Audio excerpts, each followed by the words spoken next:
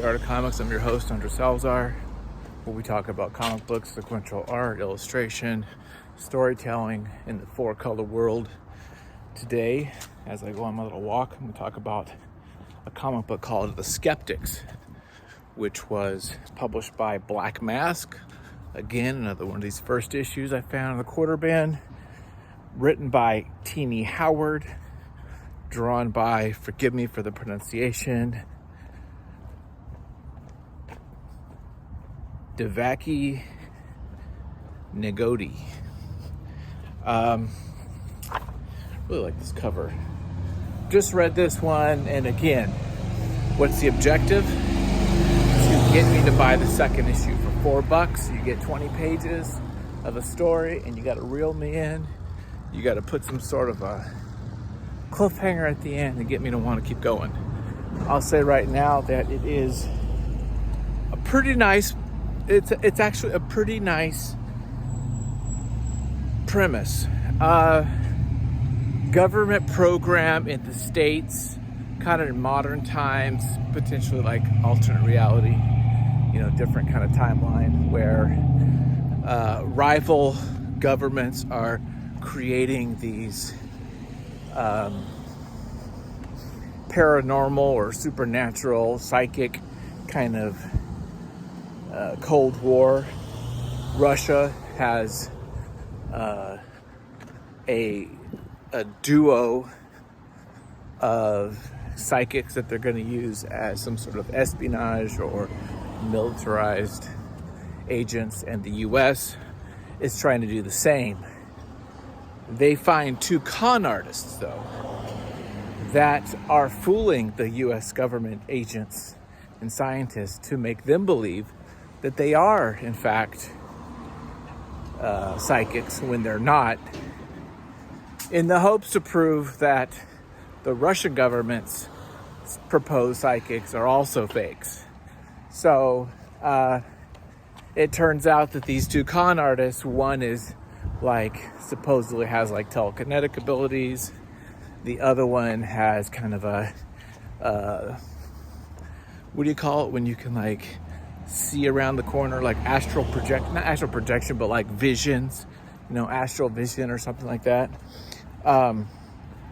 Turns out they're fake, and they get wrapped up in this conspiracy, and they actually wind up meeting the Russian agents who happen to be, looks like, actual psychics with powers. So you have the American con artists against the Russian psychics, and it ends right there. Great cliffhanger. I'm actually intrigued by how Tini Howard's going to continue the story.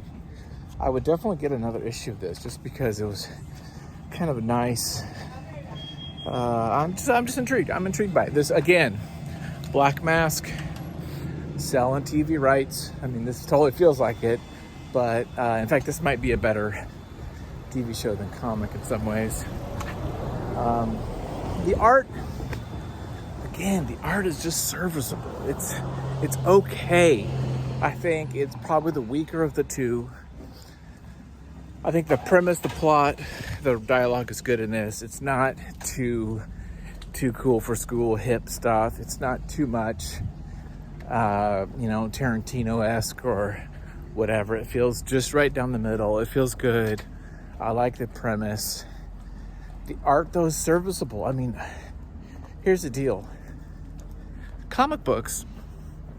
Why do I do this channel? It's because I like comics. I love the medium. It feels so...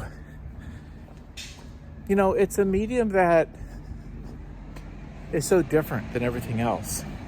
You can literally paint a picture and merge that and combine that with words and a novel and put those together in a sequential format and create something completely new. It's really freaking cool, just the idea of it. I love visual stuff. I love painting. I love drawing. And melding that with this story format and the way the eye moves and the compositionally, you're thinking about panels and pages and how that is all organized. It's just, to me, really cool. It's just kind of a really fun format. I wish more people kind of understood it and saw it that way and didn't just see it as juvenile or see it as a stepping stone into other platforms. That's kind of a bummer. But that's also just a holdover from our culture here in the United States, where in Japan and even in places in Europe where it's more respected and more appreciated by the sophisticated crowds. But that was all said in preamble to say that art is hard, and it's hard to find good art, good artists, because making a comic book, as I know personally, takes a lot of work. It would be much easier to just make some paintings and sell those than to make the composition of these pages and to draw the stuff out. You have to know all the principles of art. You have to know perspective. You have to know figure drawing. You have to know backgrounds, buildings, cars. And then you have to know the secrets of comic books themselves, which is the composition, the way the eye moves, the way the panels move, the way they work together, how you tell time through comics, how you jump around, and the juxtaposition of objects in space and things like that. So there's just a lot of freaking work that goes into doing comics. And so because of that, it's hard to find good artists who are still doing it. And every damn Tom, Dick, or Harry can write a story, it feels like. A lot more. It's just hard to get a good artist. So I think the artist's fine, but it's probably the weaker of the two. But I liked it. I don't know if I'd pay full price, because I'm a cheap bastard, but I would pay half price or get it on a deal. You know, there's some shops down in LA. There's one called Pulp Fiction, comic shop down in Culver City. And if they have like Skeptics trade for $5 or something like that, I would get it, because I do kind of want to see what's up with it. It's probably hard to get issue 2 and 3, because they do such low print runs, these publishers, and so it's probably hard to find those. But yeah, that's my take on this comic. I don't just want to do book reviews, but today is a book review video. So that's my thoughts. What do you guys think? Have you read this? Do you have a particular one you'd recommend that I read?